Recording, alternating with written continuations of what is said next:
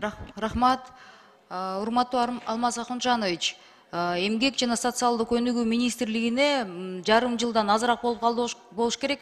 Тышкы иштер министрлигинен келип туруп, Центр трудоустройства граждан за рубежом деген мекемени бөлүп беришкен да ошол жака.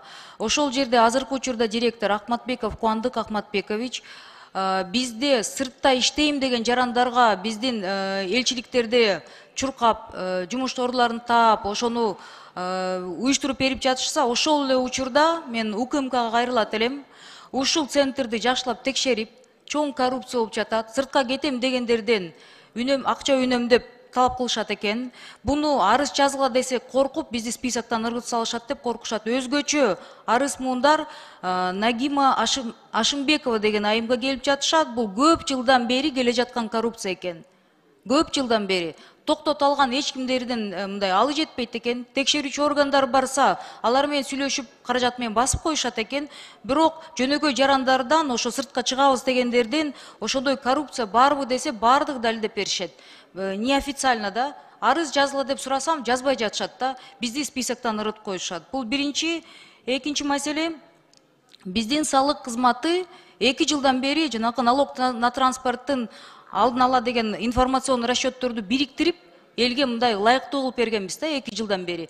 Бирок бул жылы кайра салык кызматы деген информационный расчетторду алдын ала бергиле, кийин салык эмелерди, налог на транспортты кийин төлөйсүңөр дегенде, бирок алдын ала расчетторду кайра сурап башташыптыр.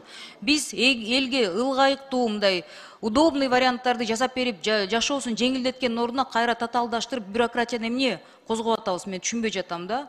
Андан тышкары үчүнчү маселе, бүгүнкү күндө студенттерден көп кайрылуу келип атат. Пенсияларды көтөрүп жатышат.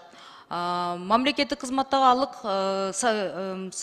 айлыктарын көтөрүп жатабыз дейт. Көтөрүп жатат мамлекет. Бирок ошол эле учурда биз студенттерди унутуп калдык да.